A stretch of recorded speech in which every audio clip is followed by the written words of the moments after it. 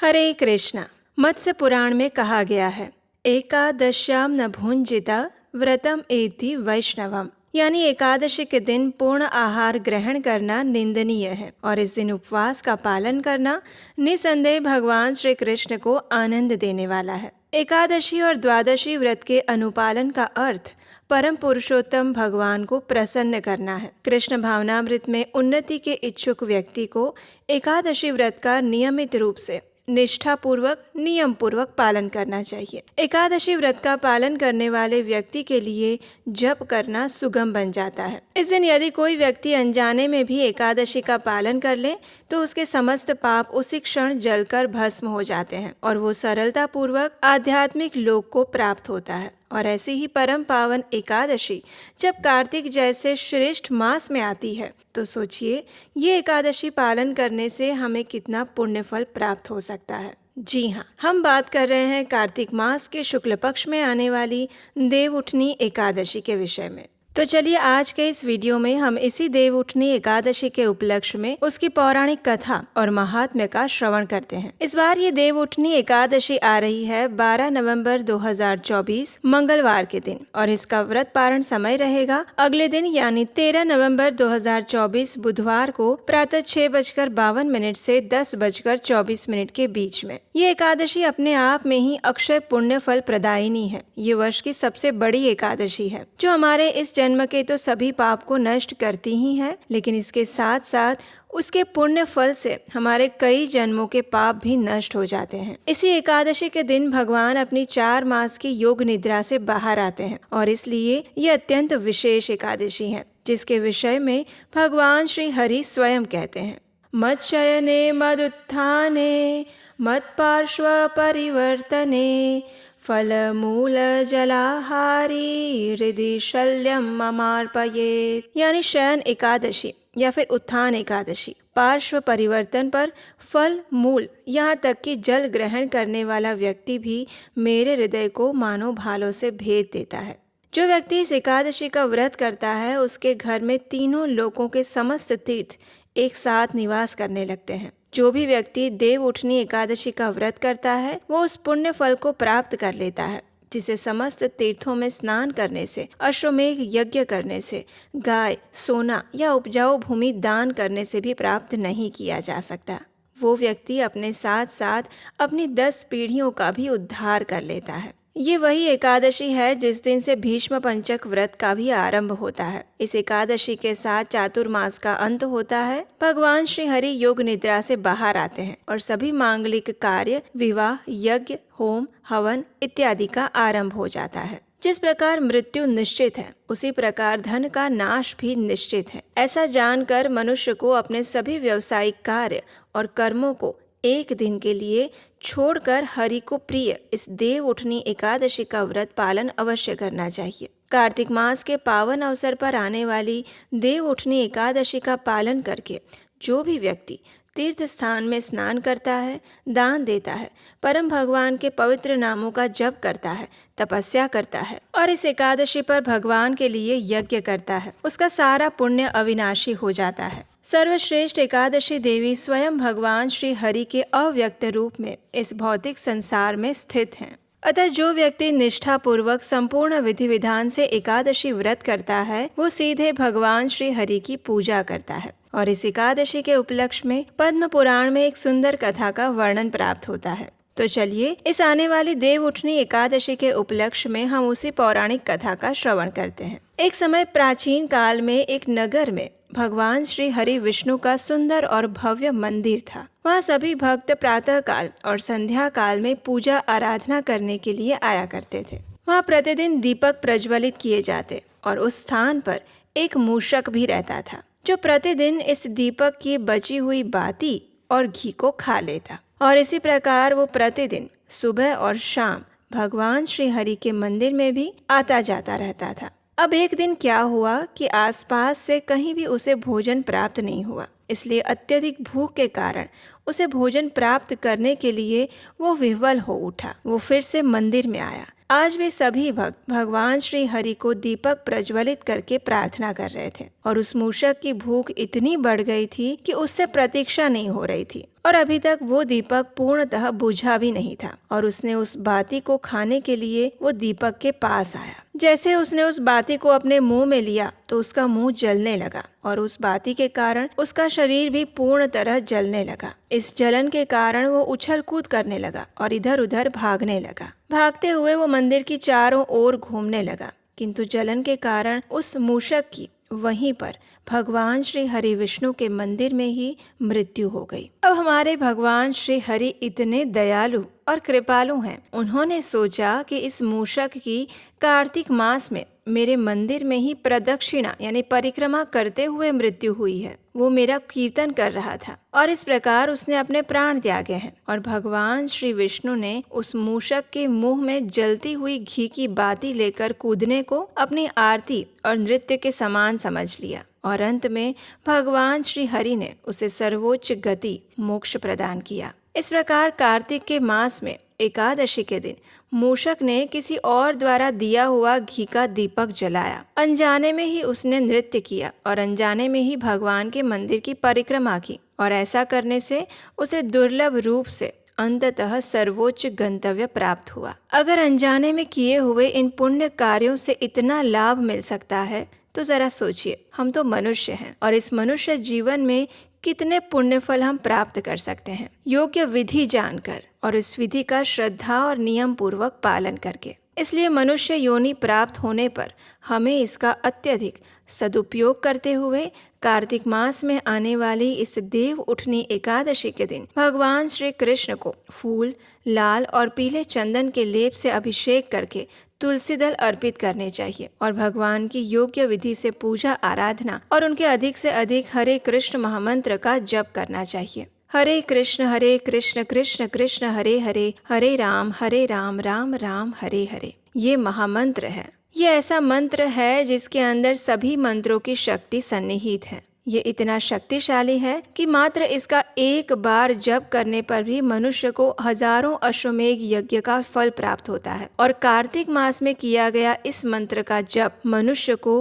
असीमित पुण्य फल प्रदान करता है और भगवान श्री कृष्ण की विशेष कृपा को आकर्षित करता है। इसलिए इस मास में एकादशी के दिन कम से कम 16 माला यानी कि 108 मनके की एक माला और हरेक मनके के ऊपर हरे कृष्ण का पूरा महामंत्र और इस प्रकार 108 बार हरे कृष्ण महामंत्र का जप करने से एक माला पूरी होती है और ऐसी कम से कम 8, 16, 25, 32 माला तो अवश्य करनी चाहिए। आप चाहे तो इसे प्रातः काल में भी कर सकते हैं और अगर प्रातः काल में सभी मालाएं पूर्ण करना संभव ना हो तो आप इसे दिन के समय में संध्या तक कर सकते हैं। इस प्रकार जो भी पूर्ण विधि विधान के साथ भगवान श्री कृष्ण की पूजा आराधना और उनकी सेवा करता है वो निश्चित रूप से इस भौतिक सृष्टि के आवरणों से परे श्वेत द्वीप में निवास करता है। इसी एकादशी को ही चातुर्मास समाप्त होता है। इसलिए चातुर्मास के दौरान जो कुछ भी त्याग किया जाता है उसे ब्राह्मणों को दान देना चाहिए।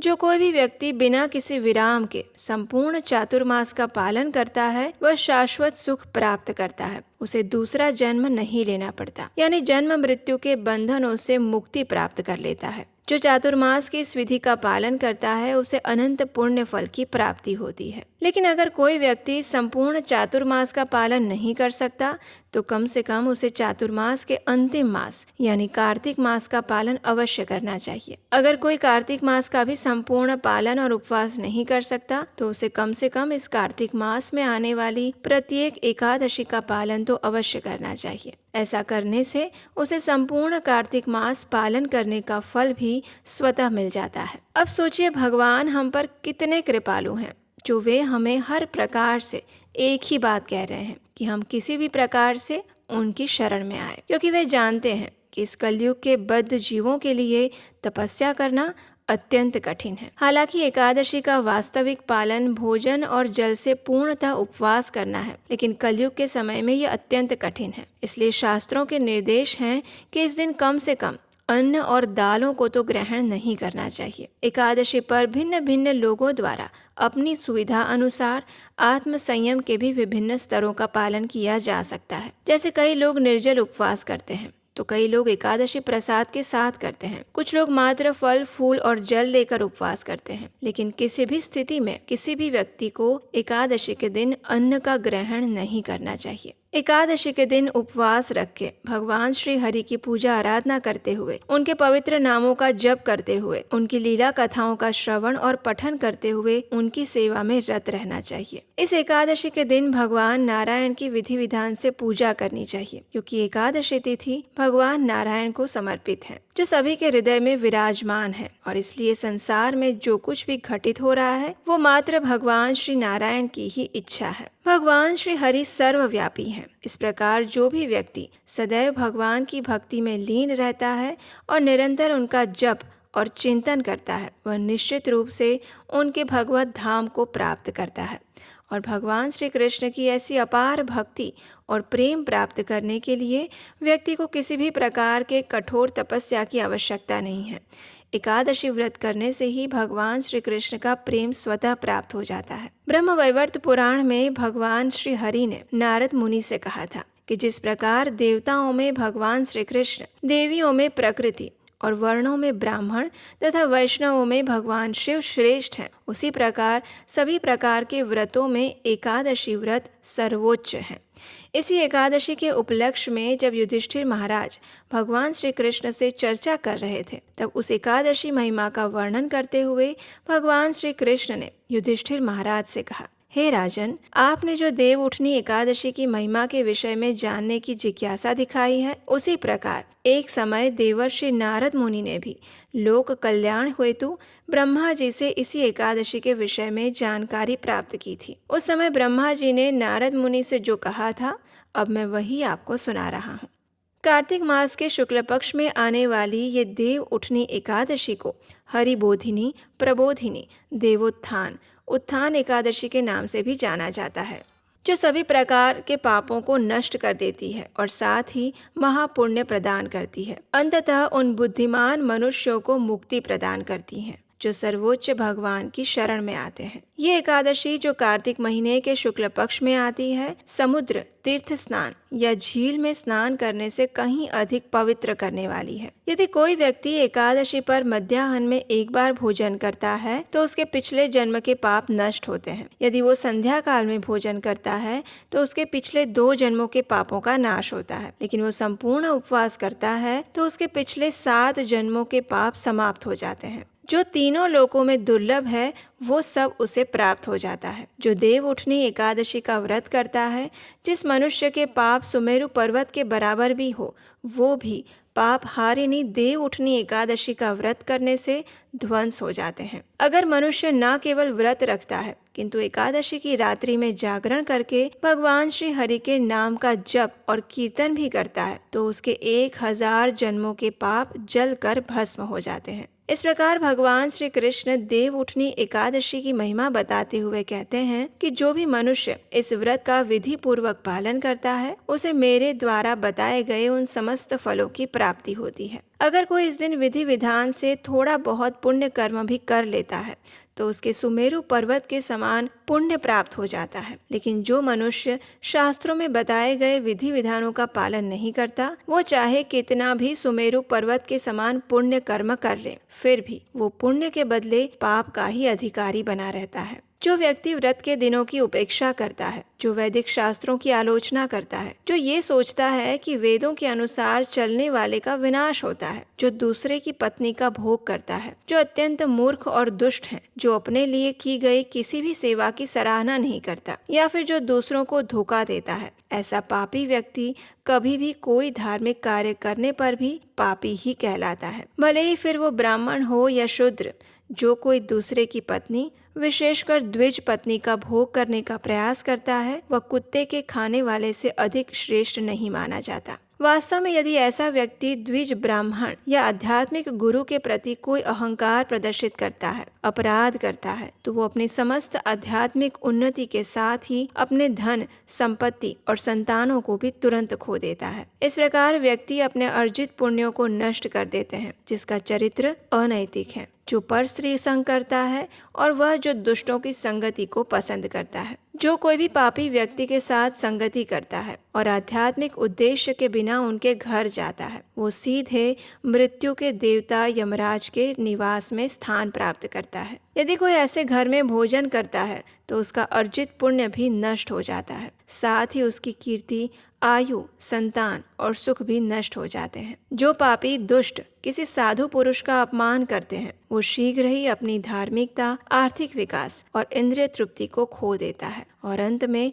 नरक की अग्नि में जलता रहता है। जिस व्यक्ति का चरित्र अशुद्ध है, जो दुष्ट या ठग है या जो हमेशा दूसरों में दोष ढूंढता रहता है, वह मृत्यु के बाद उच्च गति को प्राप्त नहीं कर सकता, भले ही वो उदारता पूर्वक कितना ही दान दे दे या फिर कितने ही पुण्य कर्म कर ले। इसलिए मनुष्य को अशुभ कर्मों को करने से बचना चाहिए। जिससे उसे पुण्य की प्राप्ति हो वैसे कर्म करने चाहिए। अधिक से अधिक भगवान श्री कृष्ण की सेवा करनी चाहिए, उनका नाम जप करना चाहिए और इसी प्रकार से वो नरक की यातनाओं से बच सकता है। लेकिन जो व्यक्ति अपने मन को शुद्ध करके उचित विचार के बाद इस देव उठनी एकादशी का व्रत करने का संकल्प लेता है, उसके पिछले 100 जन्मों के पाप नष्ट हो जाते हैं। और जो कोई भी इस एकादशी पर व्रत रखता है, रात्रि में जागरण करता है, उसे असीमित पुण्य फल की प्राप्ति होती है। मृत्यु के बाद वो भगवान विष्णु के परम धाम को प्राप्त करता है और फिर उसके हजारों पूर्वज, मातृकुल,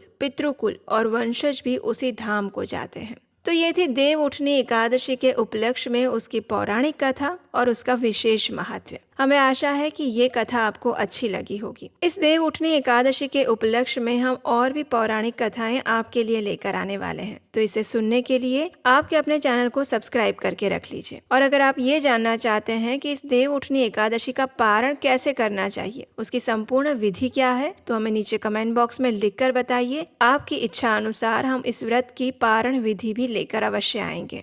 अगर आपको लगता है कि हमारे द्वारा इस प्रमाणभूत वैदिक ज्ञान का प्रचार प्रसार का कार्य सराहनीय है और इससे समाज में कुछ फायदा हो रहा है और इस प्रकार प्रमाणभूत शास्त्रों का ज्ञान सभी तक पहुंच रहा है, तो इस कार्य को आगे बढ़ाने के लिए आप हमें अपना आर्थिक सहयोग भी भेज सकते हैं स्क्रीन पर दिए गए नंबर पर। आपके सहयोग से हमें तो सहायता मिलेगी ही, लेकिन इस पवित्र कार्तिक मास में और एकादशी के उपलक्ष्य में इस वैदिक धर्म के प्रचार का पुण्य फल भी आपको अवश्य प्राप्त होगा। तो चलिए इस परम पवित्र देव उठनी एकादशी और वर्ष में आने वाली अत्यंत महत्वपूर्ण कार्तिक मास की अंतिम एकादशी का शुद्ध भक्तिमय भाव, श्रद्धा और नियम पूर्वक पालन करने का प्रयास करते हैं। अपनी चेतना को भगवान श्री कृष्ण के चरण कमलों में स्थिर करने का प्रयास करते हैं। हरे कृष्णा।